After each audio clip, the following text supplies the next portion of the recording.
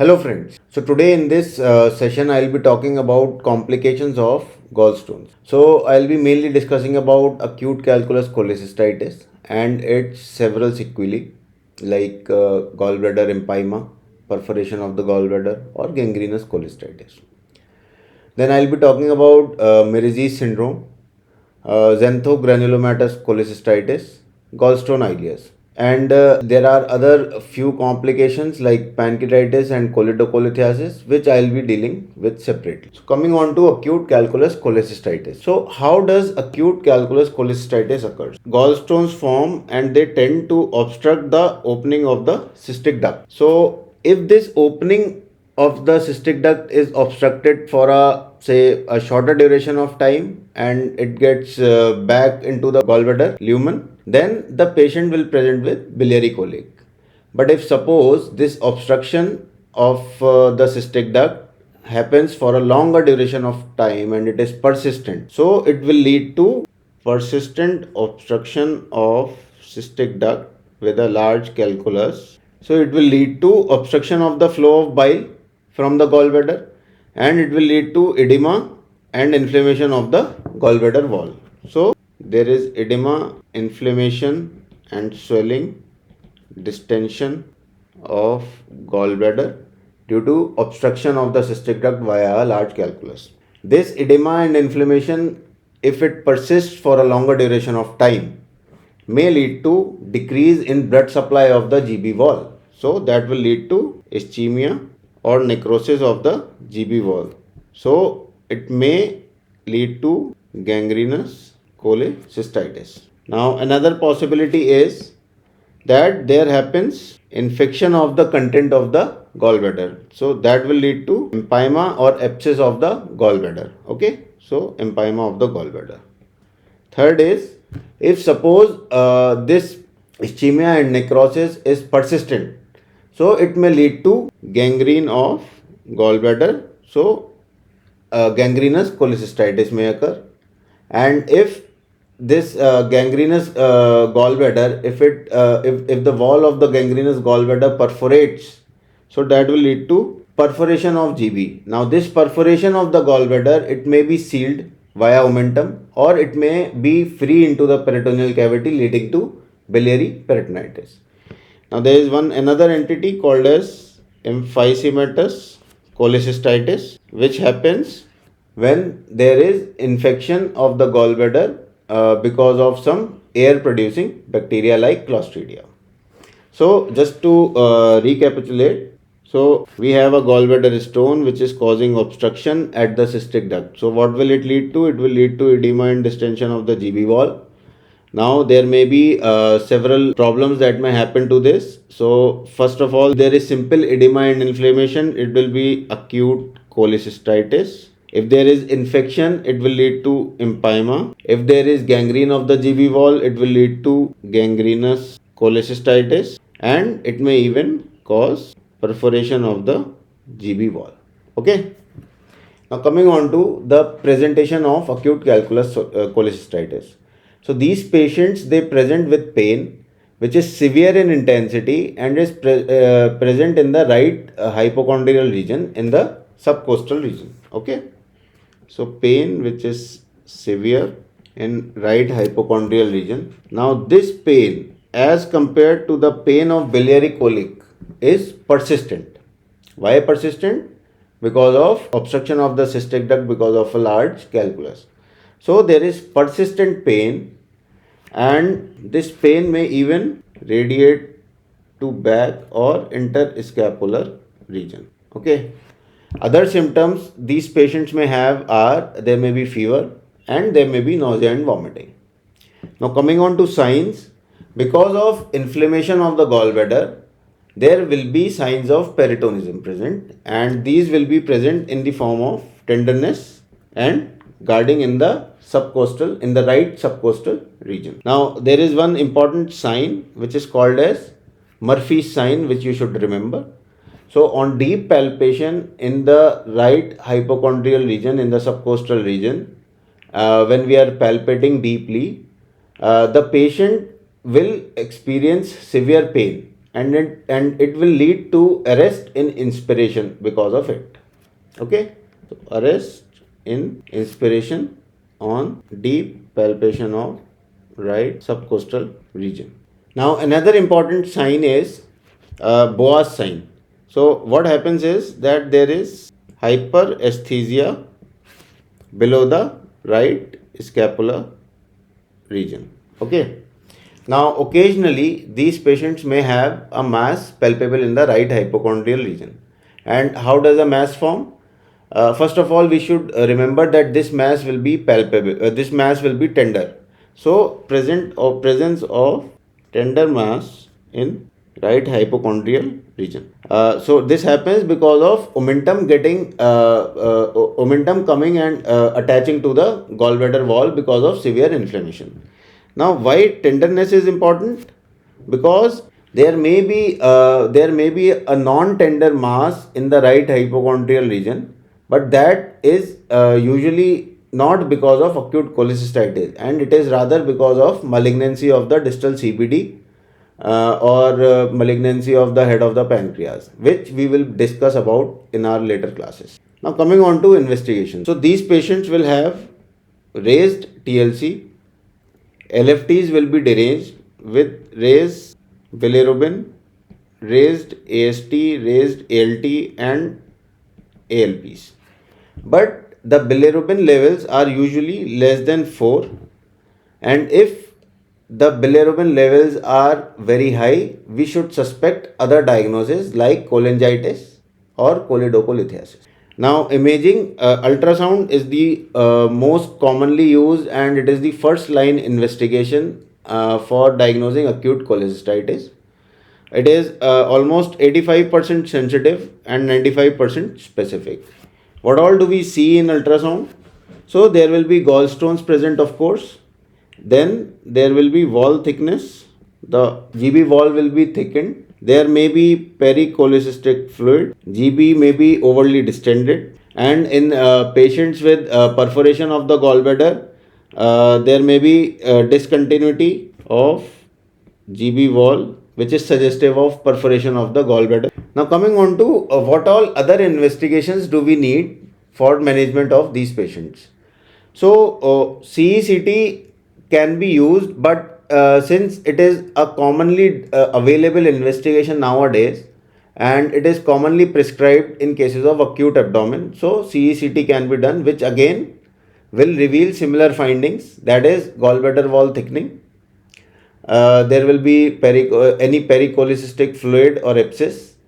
The perforation, if there is any perforation of the GB wall, okay, but still ultrasonography or USG of the abdomen is still the more sensitive investigation as compared to CECT whole abdomen.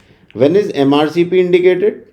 So as we have discussed, whenever we are suspecting any cholangitis or any obstruction in the CBD, then we have to do MRCP. So in cases where there is raised bilirubin or raised ALP, where we are suspecting obstructive jaundice, we have to do MRCP.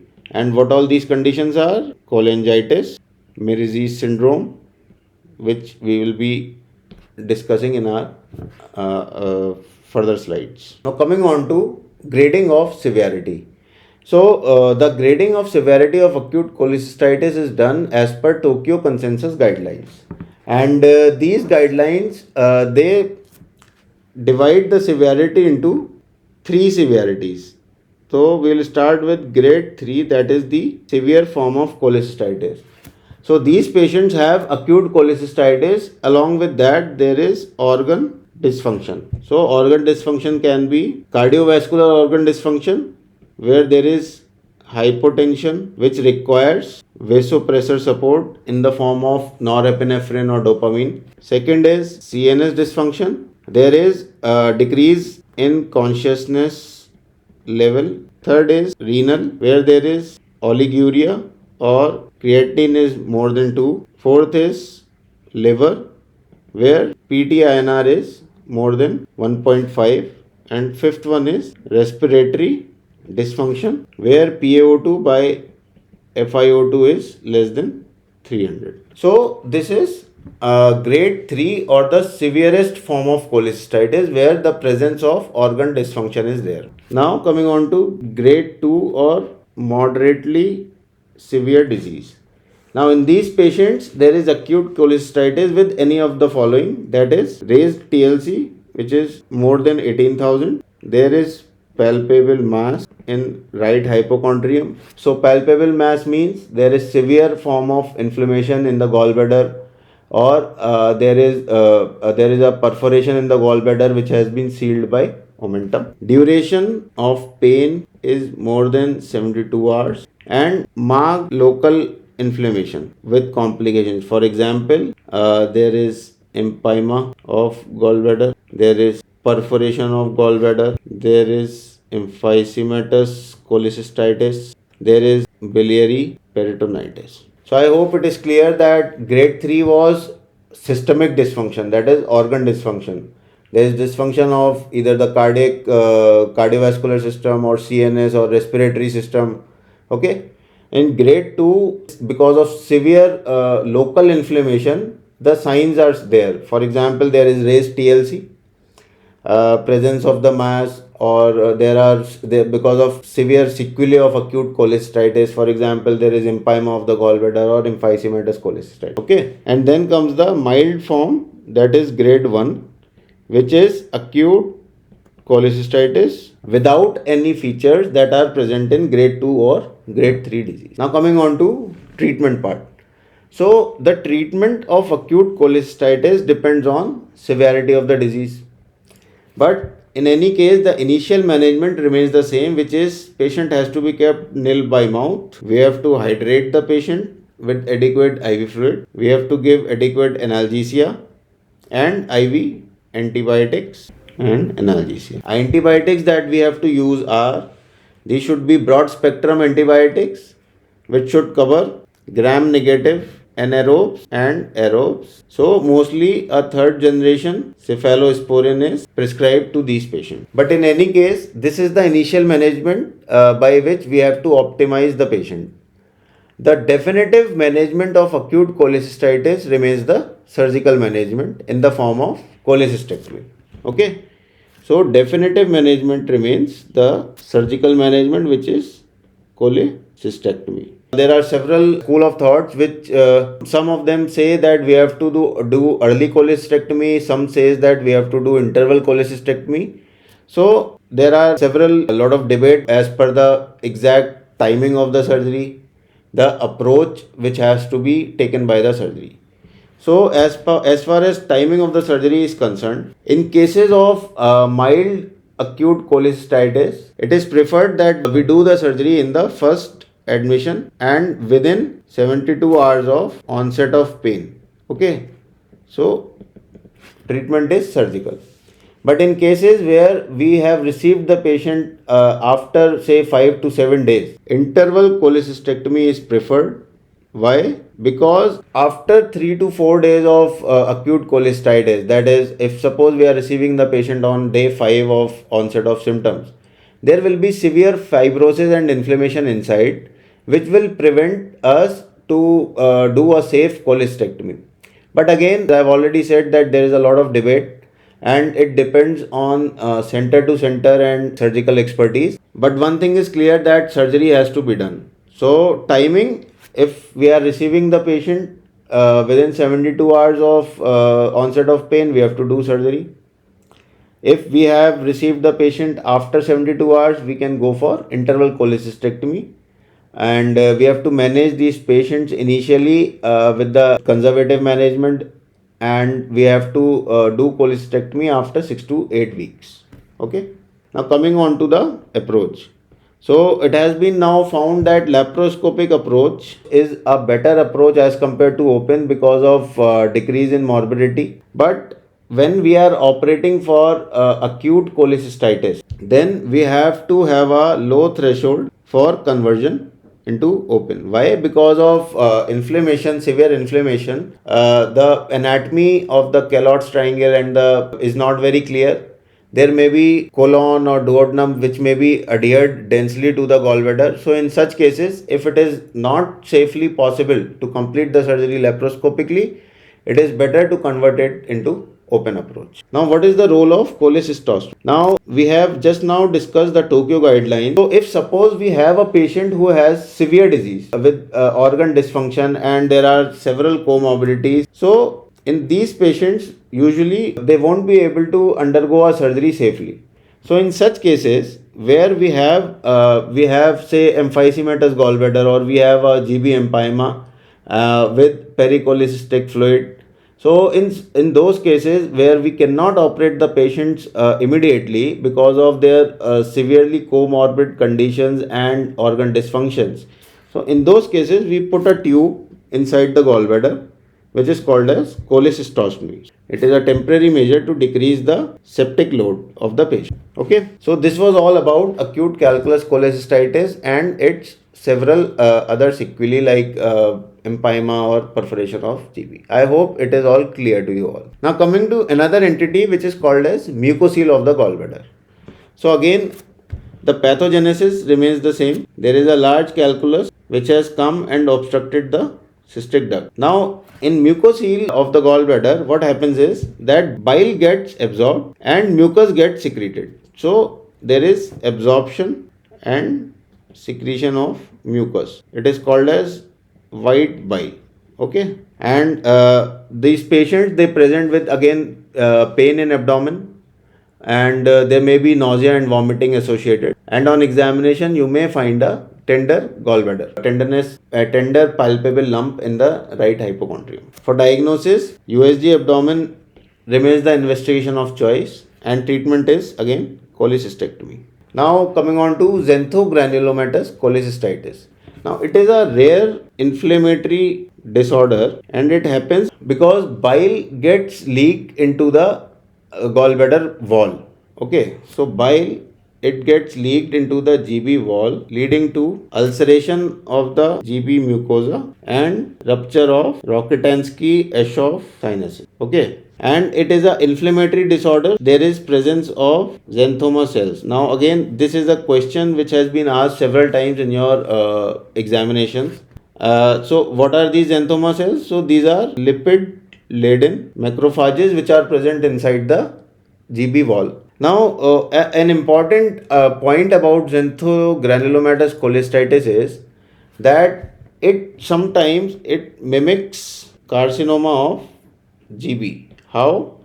Well, it has been seen that in patients who have xanthogranulomatous cholecystitis, there is extension of the disease into the liver or into adjacent organs like bowel or like colon or duodenum. It spreads into the neighboring region, but it is by itself a benign disease. Okay, so it is not a malignant disease, but it mimics a malignant disease. Why? Because it tends to extend into the adjacent organs. Now coming on to Mersey's syndrome.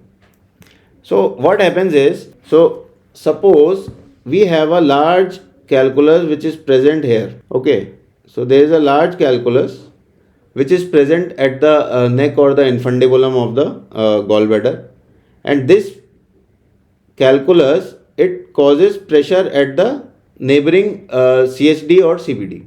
Okay, so large calculus which is causing pressure at the CHD or CBD. So this continuous pressure will lead to necrosis over long time, and once this necrosis occurs, there will be a fistulous connection between the GB and the CHD or CBD. So this is called as Mersey syndrome, where there is fistulous connection between gallbladder and CHD or CBD. Okay, so it is called as a cholecystobiliary fistula, and it is graded into four kinds of severity as per the Sendy's classification.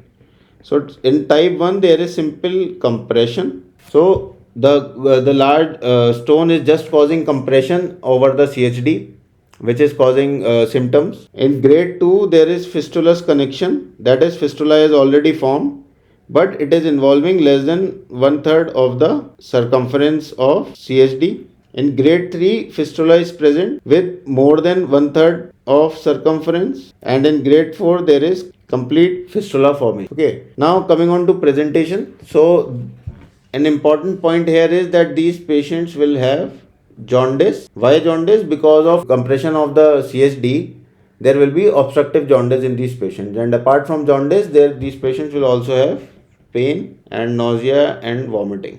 And how to diagnose Mirzi syndrome? So MRCP is the investigation of choice for diagnosing Mirzi syndrome, and it is treated by cholecystectomy with repair of the fistula. Okay.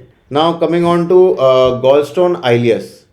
So let me tell you, this is a misnomer, because as you all know that ileus stands for a dynamic obstruction. Ileus stands for a dynamic obstruction, but gallstone ileus is actually a dynamic obstruction where what has happened is that a large calculus present in the gallbladder fundus, and this calculus has caused pressure necrosis over duodenal wall, and there is a cholecystoduodenal fistula. So there is a fistulous connection between the GB and the duodenum, through which a large calculus has come from gallbladder into the duodenum, and this large calculus then passes on into the intestine, and it gets lodged somewhere in the terminal ileum. So this is a question asked that what is the level of obstruction in cases of gallstone ileus.